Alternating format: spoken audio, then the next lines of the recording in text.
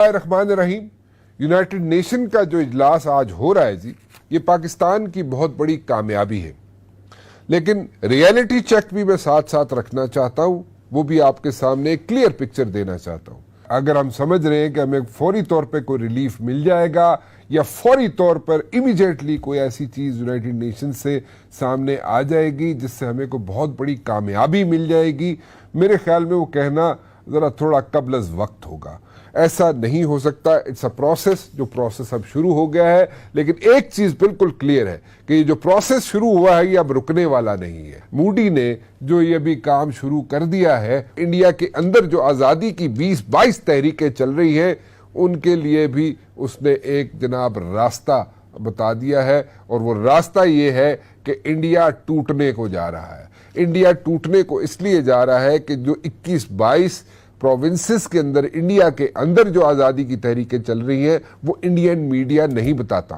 وہ Indian media اگر نہ بھی بتائے اب تو وہ سامنے آنی شروع ہو جائیں گی۔ تحریکیں جو جاری ہیں، کئی سالوں سے جاری ہیں، اب جناب اس کا مکمل ہونے کا یا اس کو میچیور ہونے کا وقت آ گیا ہے۔ اس کے ساتھ ساتھ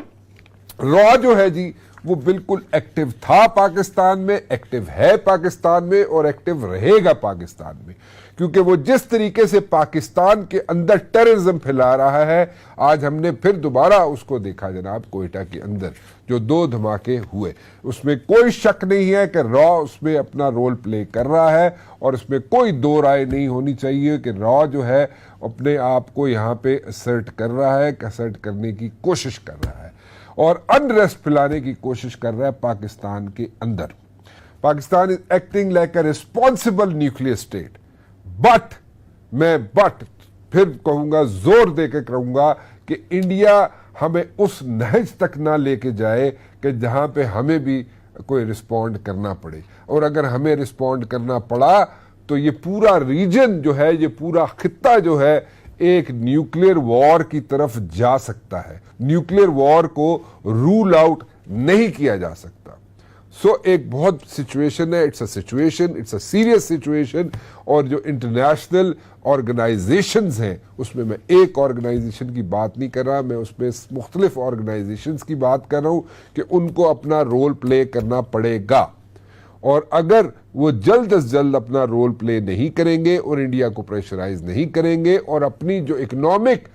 جو انہوں نے بائنڈنگز رکھی ہوئی ہیں انڈیا کے ساتھ، اس کو ذرا تھوڑی دیر کے لیے سائڈ پہ کر کے انڈیا کو پریشرائز نہیں کریں گے، تو پھر کل وہ پاکستان سے کوئی گلہ شکوہ نہیں کر سکتے، کیونکہ ہم اپنی فرسٹ لائن آف ڈیفنس جس کو ڈپلومیسی کہتے ہیں اس کو ہم اتنا ایگزاسٹ کر چکے ہیں اور ہر لیول پہ کر چکے ہیں، اور ہر آرگنائزیشن کے سامنے اپنا مدعا رکھ چکے ہیں، لیکن پھر بھی جو انڈیا کی ہٹ درمی ہے وہ جناب سامنے ہے، اور اس کا ایک اور ٹریلر جو دکھانے کی ہمیں کوشش کی وہ انڈیا کے ڈیفنس منسٹر کی ہے۔ بٹ اینی ویز میں انڈیا کے ڈیفنس منسٹر کو شکریہ ادا کرتا ہوں کہ اس نے یہ ٹویٹ کی۔ اس کا میں شکریہ اس لیے ادا کرتا ہوں انڈیا کے ڈیفنس منسٹر کا، کیونکہ بھائی صاحب آپ ڈیفنس منسٹر ہیں انڈیا کے، لیکن میں تو ایک ڈیفنس اور اسٹریٹجک اسٹڈیز کا اسٹوڈنٹ ہوں۔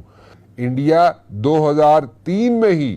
اس ڈاکٹرین سے پیچھے ہٹ چکا ہے کہ جناب وہ پہل نہیں کرے گا نیوکلیئر اٹیک میں، وہ اس چیز سے پیچھے ہٹ چکا ہے۔ آپ کو میرے خیال میں بریف نہیں کیا گیا ڈیفنس منسٹر صاحب، اور ڈیفنس منسٹر صاحب تو میرے خیال میں کسی اور کام میں آپ لگے ہوئے ہیں، آپ تو یہاں پہ دہشت گردی پھیلانے میں لگے ہوئے ہیں، لیکن 2003 میں ہی آپ لوگ پیچھے ہٹ گئے تھے انڈیا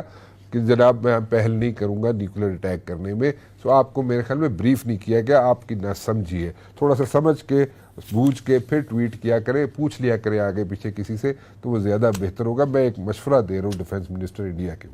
میرے ساتھ موجود ہے جناب